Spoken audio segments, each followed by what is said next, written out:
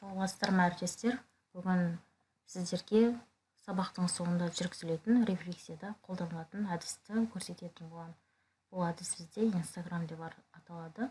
Яғни сіздер осы жаңағы дайын шаблон арқылы барлық пәндеріңізге қолдануыңызға болады. Ол үшін сіздерге қалай жұмыс жасауын көрсететін боламын. Мысалы, сізде барлық сабақ түсінікті болатын болса, немесе қиындық туындаған балалар болса, интерактив тақтаңызда өзіңізде мынау хат жазуы бар ғой, бізде комментарий дейді ғой, соны басатын болса, бізде SMS жазу үшін шаблон шығатын болады.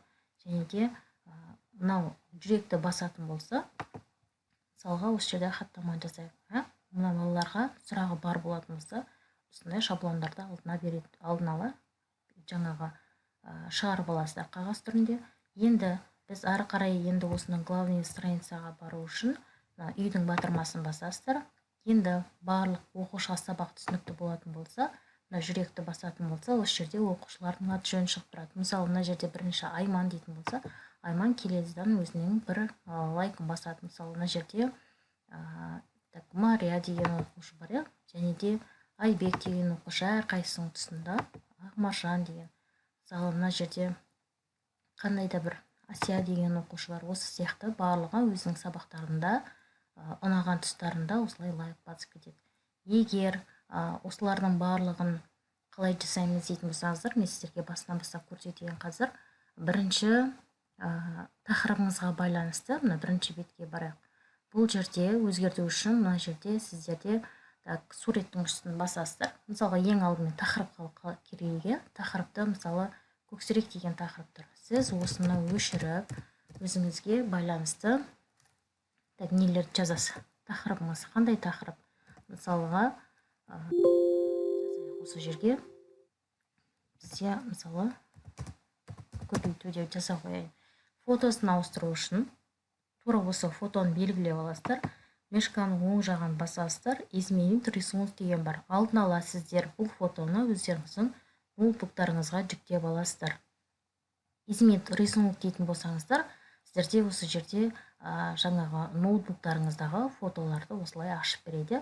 Сіз өзіңізге қажетті бір фотоны алып, осы жерге қоя қоясыздар. Мысалға, бізге загрузка бөліміндегі бір фотоны ала қояйық қазір. Мысалы, бұл жерден бізге бір фотоны алайық. Енді осы жерде алғаннан кейін сіздерге пәніңізге, тақырыбыңызға байланысты фотосын қоя бересіздер. Ары қарай сіздерге енді мысалға осылай өзіміздің бір фотомызды қойылғаннан кейін келесі бетке өтеміз. Келесі бетте біз бұл жерде енді оқушылардың есімдерін өзгерту үшін тура осы жерде оқушының үстіне шертеміз және де жазайық. Аттарын өзгерттік. Мысалы, ары қарай тағы да бір оқушыларды өзгертейік.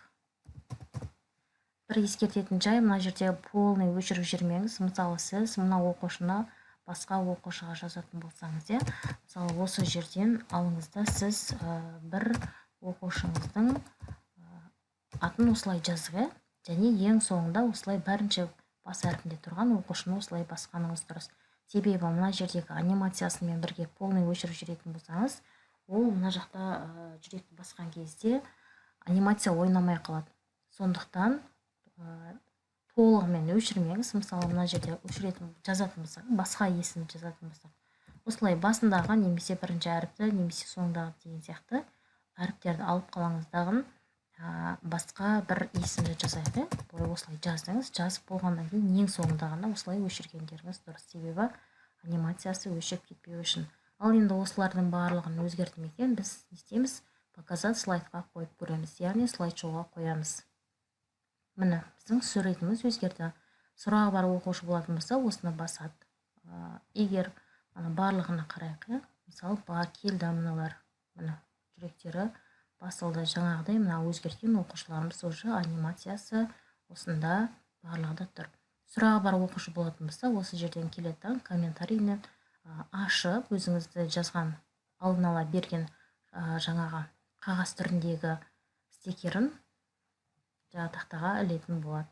Главный бетке бару үшін мына үйдің суретін басамыз. Қалған оқушылар келеді дағы осы жерден өздерінің сабағына ұнағанын байланысты рефлексиясын беретін болады.